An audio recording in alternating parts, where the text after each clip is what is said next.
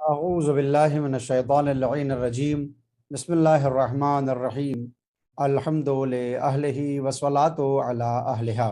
حاضرین و سامعین، ایک سے بار پھر صدیق آئین صادق انٹرنیشنل اکیڈمی کی طرف سے کہ جس میں ماہ رمضان مبارک میں روزانہ پڑھی جانے والی مختصر دعاؤں کی مختصر تشریح اور فقہی مسائل میں سے دو چار نکات بیان کیے جاتے ہیں۔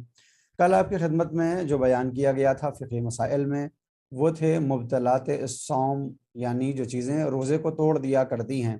آج دعا کے ساتھ ان چیزوں کا ذکر ہوگا جو روزے دار کے اوپر مکروہ ہیں۔ مکروہ کا مطلب یہ ہے کہ اگر وہ ان کو انجام دے تو روزے پہ کوئی فرق نہیں پڑتا، لیکن اگر انجام نہ دے تو اس روزے کا کئی گنا ثواب بڑھ جایا کرتا ہے۔ پہلے دعا پڑھتے ہیں۔ بسم اللہ الرحمن الرحیم، اللہم ارزقنی فیہ رحمت الایتام و اطعام الطعام و افشاء السلام و صحبت الکرام بطولک یا ملجأ العاملین۔ بارہ الہ، اس مہینے میں مجھ کو یتیموں کے ساتھ شفقت و مہربانی کا جذبہ عنایت فرما، کھانا کھلانے، امن و سلامتی کو عام کرنے اور شریفوں اور بزرگوں کی صحبت اختیار کرنے کا موقع دے۔ اپنی کرم فرمائی سے اے امید کرنے والوں کی جائے امید۔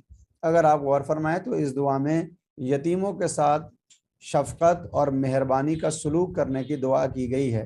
ماہ رمضان مبارک کے علاوہ بھی دین اور شریعت میں یتیم کے ساتھ شفقت سے پیش آنا اور اس کے سر کے اوپر دست شفقت کو پھیرنا یا اس کی ضروریات کو پورا کرنا، یہ اپنے آپ میں ایک ثواب کا حامل ہے، اور ائمہ کرام کی طرف سے تاکید بھی کی گئی ہے۔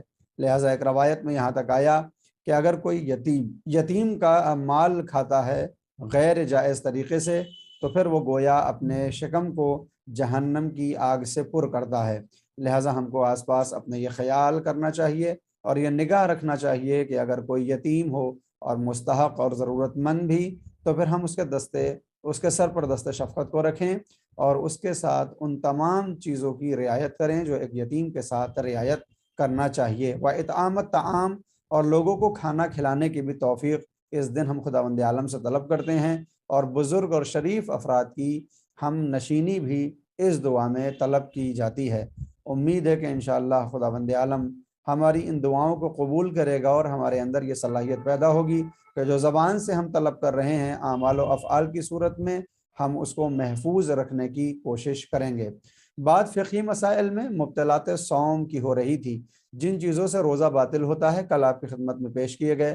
دوبارہ صرف نام لے لوں تو کھانا پینا، جماع، استمنا، 2 مرتبہ جاگ کر سو جانا، حلق تک اپنے غبار کو پہنچانا، خدا رسول اور ائمہ کے اوپر بہتان باندھنا، یا اور جو باقی چیزیں ہیں ان میں مثلاً پیغمبر اسلام، اللہ اور اماموں کے اوپر الزام لگانا، اور الزام کے ساتھ ساتھ ایسی باتوں کو منسوب کرنا جو انہوں نے نہ کہی ہوں نہ بتائی ہوں، ہم جانتے ہوں کہ یہ انہوں نے نہیں کہا اور ان کی طرف ہم اس کو منسوب کر دیں۔ اس کے علاوہ پانی میں اپنے سر کو ڈبونا اور سیال چیزوں سے یعنی لکوڈ سے انیما لینا، یہ ساری چیزیں روزے کو باطل کر دیا کرتی ہیں۔ اس کے علاوہ جو ایک اہم چیز بچتی ہے کہ جو روزے کو باطل کرتی ہے، بعض افراد نے اس کو شمار کیا ہے اور بعض نے نہیں، وہ ہے جان بوجھ کر استفراغ کرنا۔ البتہ جب یہ کہا جاتا ہے کہ مبطلات صوم، تو بعض مراجع نے جو مبطلات صوم کی 9 چیزوں کو ذکر کیا ہے ان میں ایک کو اضافہ بھی کیا گیا ہے۔ البتہ یہ استفراغ یعنی جان بوجھ کر الٹی کرنا، یہ طے کرنا ہر مرجع کے یہاں پایا جاتا ہے۔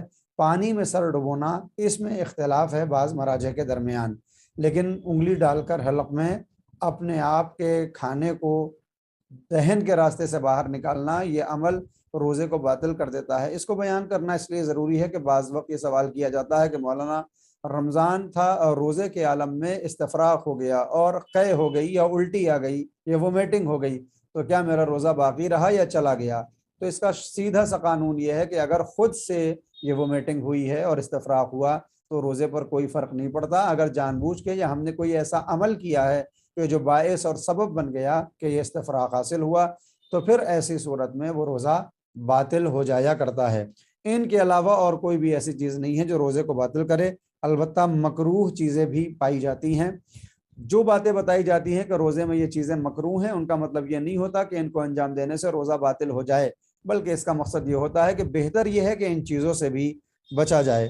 سب سے پہلے ہے ملاعبہ با ہمسر، یعنی اپنی زوجہ کے ساتھ یا اپنے شوہر کے ساتھ ایسے افعال و اعمال کو انجام دینا جو نجاست پر تو نہ پہنچیں لیکن اس سے پہلے والی حالت تک پہنچ جائیں، یہ روزے کی حالت میں مکروہ ہوتا ہے۔ اگر نجاست کی حالت میں پہنچ جائے تو پھر تو روزہ باطل ہو گیا، لیکن اگر وہاں تک نہ بھی پہنچیں تب بھی ان چیزوں سے احتیاط ضروری ہو جایا کرتی ہے۔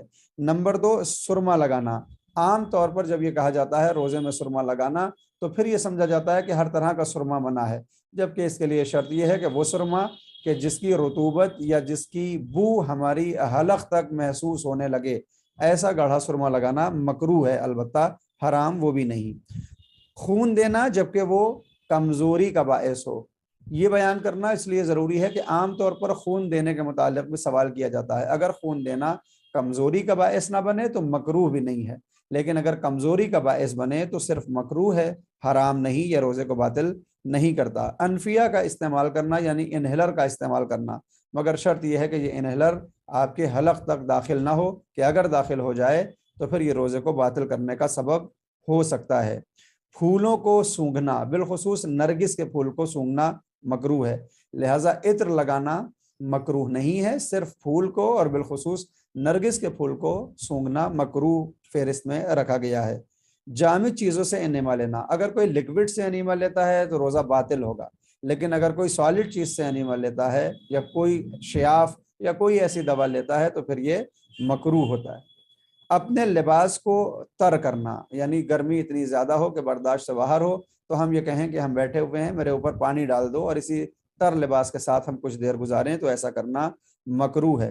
عورت کا پانی میں بیٹھنا، کوئی ٹب میں یا باتھ ٹب میں اگر کوئی روزہ رکھنے کے بعد خاتون بیٹھ جائے تو روزہ باطل نہیں ہوتا، لیکن یہ عمل مکروہ کی فہرست میں شامل ہوتا ہے۔ دانتوں کا اکھڑوانا، اگر خون بہت زیادہ نکلے اور کمزوری کا باعث ہو تو یہ عمل بھی مکروہ کی فہرست میں آتا ہے۔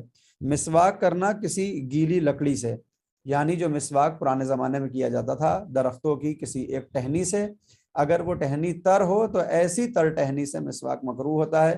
پیسٹ کرنا یا برش کرنے سے روزہ نہ مکروہ ہوتا ہے، وہ تو ہمارے یہاں ہوتا ہی نہیں، روزے میں وہ کام مکروہ بھی نہیں ہے اور یہ روزے کو توڑتا بھی نہیں۔ مزمزے بدون غرض اقلائی، یعنی کلی کرنا بغیر کسی مقصد کے، ایک مرتبہ ہم کلی وضو میں کرتے ہیں تو اس میں تو کوئی حرج نہیں، لیکن بغیر بات کوئی دن بھر اگر کلیاں کرتا رہے تو پھر یہ عمل مکروہ کی فہرست میں شامل ہے، حرام یہ بھی نہیں ہے۔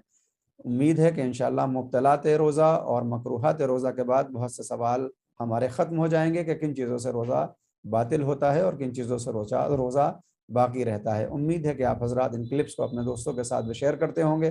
ہم سب کو اپنی دعائے خیر میں یاد رکھیں۔ وآخر دعوانا ان الحمد للہ رب العالمین۔